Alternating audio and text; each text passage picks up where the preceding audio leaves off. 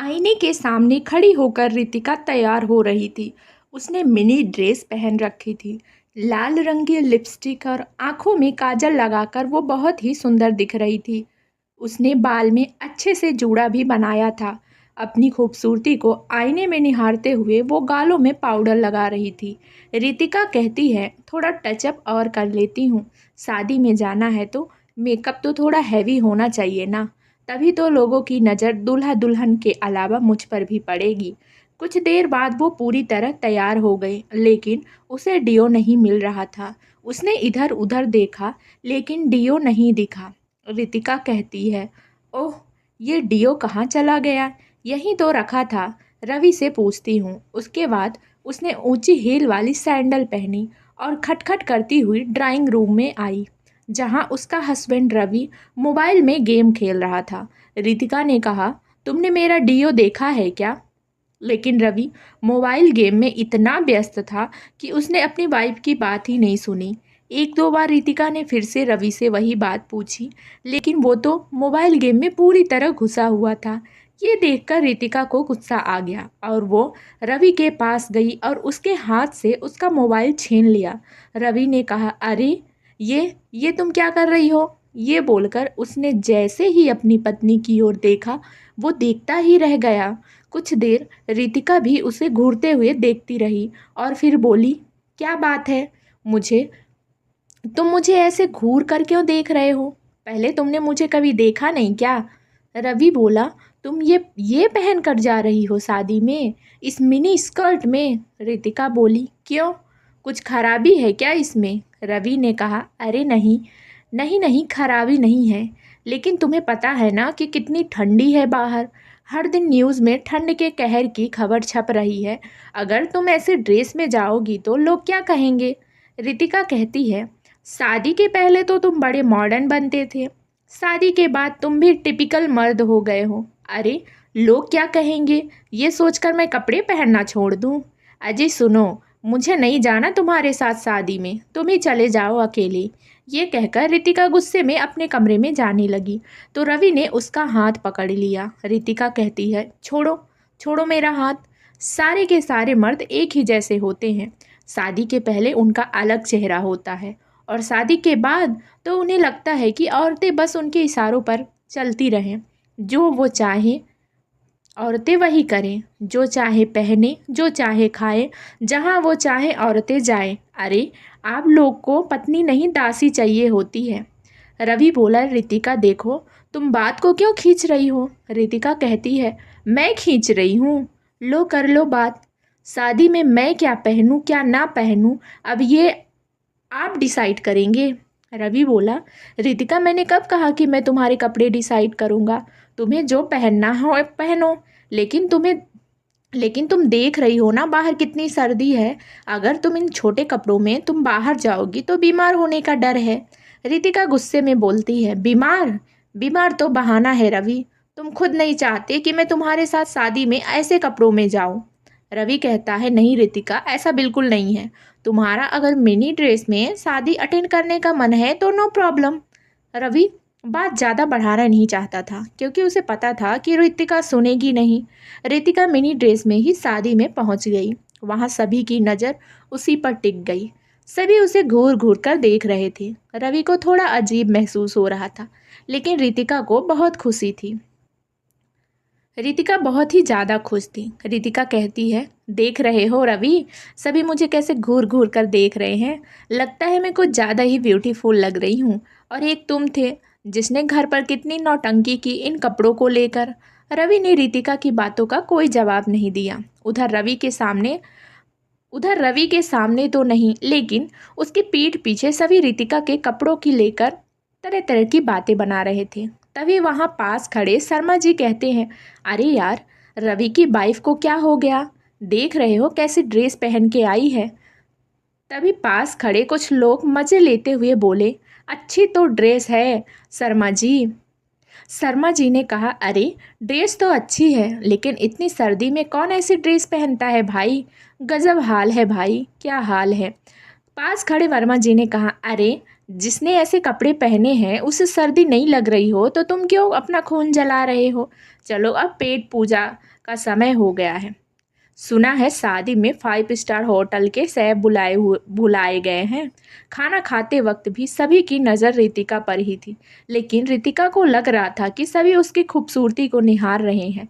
रितिका कहती है, रवि, सभी लोग मुझे घूर रहे हैं और एक तुम हो कि खाने पर टूट पड़े हो। एक सेल्फी तो ले लो। रवि ने कहा, हाँ हाँ, सेल्फी रुको, अभी लेता हूँ, मैं हाथ धोकर आता हूँ। रवि ने हाथ धोकर सेल्फी ली। जैसे तैसे रात बढ़ रही थी, सर्दी और भी ज़्यादा बढ़ रही थी।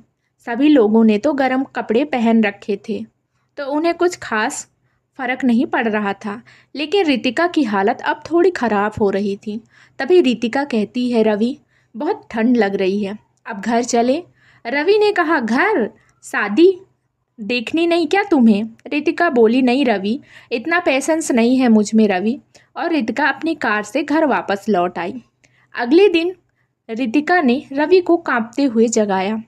रवि, रवि उठो ना। रवि घबरा कर जल्दी से उठा और बोला, क्या हुआ रितिका, तुम इस तरह से कांप क्यों रही हो?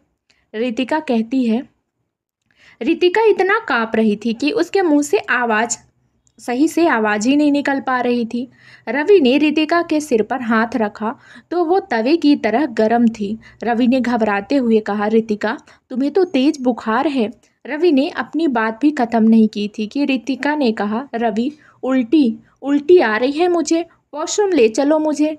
रितिका को लगातार उल्टी तो हो ही रही थी, उसे दस्त भी लग गए थे। रितिका कहती है, रवि, बहुत वीकनेस लग रही है, बहुत ही ज़्यादा। ये कहकर रितिका ज़मीन पर गिर पड़ी। उसे सांस लेने में भी अब दिक्कत हो रही थी। रवि कहता है, रितिका, रितिका, क्या हुआ तुम्हें? आंखें खोलो अपनी। रितिका का शरीर ठंडा होता जा रहा है। उसकी हालत देखकर रवि बहुत डर गया और उसी समय उसे अपनी पीठ पर लाद कर नीचे ले गया और फिर कार से हॉस्पिटल। डॉक्टर ने देखा और डॉक्टरों ने रितिका का चेकअप किया। डॉक्टर ने कहा, इन्हें इमीडिएटली एडमिट करिए, इनकी हालत बहुत ठीक नहीं है। इनकी हालत बिल्कुल भी ठीक नहीं है। रितिका को आईसीयू में एडमिट किया गया। उसे ऑक्सीजन सपोर्ट पर रखा गया क्योंकि वो ठीक से सांस नहीं ले पा रही थी। पूरी रात वो उसी तरह अस्पताल में रही। अगले दिन रवि ने कहा, डॉक्टर साहब, आखिर आप लोग कुछ बोलते क्यों नहीं? अच्छी भली तो थी मेरी वाइफ, अचानक से उसे ऑक्सीजन सपोर्ट पर क्यों रखा है आपने? कोई चिंता की बात है क्या? डॉक्टर ने कहा, हाँ हाँ, चिंता की बात तो है। उसका जस्ट पूरी तरह से जाम हो गया है, सीवियर निमोनिया हो गया है उसे। उन्हें ठंड लगी है। हम दवाई से जस्ट क्लियर करने की कोशिश कर रहे हैं। अगर उससे हो गया तो ठीक है, नहीं तो हमें किसी और तरीके से जस्ट का बलगम निकालना होगा। जब तक जस्ट क्लियर नहीं होगा वो ठीक से सांस नहीं ले पाएगी। डॉक्टर की बात को सुनकर रवि का चेहरा पीला पड़ गया। उसे कल रात की सारी बात याद आ गई। रवि मन ही मन कहता है, मैंने कितना मना किया था उसे, लेकिन उसने मेरी बात नहीं मानी। हे ईश्वर, रितिका को ठीक कर दो। पूरी रात रवि रितिका के लिए भगवान से प्रार्थना करता रहा, लेकिन अगले 2 दिन तक रितिका की तबीयत में कोई सुधार नहीं आया। और तीसरे दिन की बात है, रात का समय था। रवि अस्पताल के बाहर बैठा हुआ था। उसे नींद आ रही थी। तभी एक डॉक्टर उसके पास आए और उन्होंने कहा, आई एम सॉरी, हम आपकी पत्नी को नहीं बचा सके। डॉक्टर की ये बात सुनकर रवि की आंखों के आगे अंधेरा छा गया। वो भागा भागा आईसीयू में गया और वहां जाकर उसकी सांसें थम सी गई। सफ़ेद कपड़ों में लिपटी उसकी रितिका शान से लेटी हुई थी। रवि चिल्ला चिल्ला कर बोल रहा था, रितिका, रितिका, तुम मुझे ऐसे छोड़कर नहीं जा सकती, नहीं जा सकती। कैसे जीऊँगा मैं तेरे बिना, कैसे? प्लीज़ रितिका, उठ जाओ, मेरे खातिर उठ जाओ, प्लीज़ उठ जाओ। मुझे इस तरह से सफ़र में अकेला छोड़कर मत जाओ। डॉक्टर ने कहा, आप इस तरह क्यों चिल्ला रहे हैं? रवि बोला, डॉक्टर, मेरी पत्नी मर गई। डॉक्टर ने कहा, ये क्या कह रहे हैं आप? आपकी पत्नी अब खतरे से बाहर है, यही कहने तो मैं आया हूँ। आप उनसे मिल सकते हैं। रवि को अपने कानों पर विश्वास नहीं हो रहा था।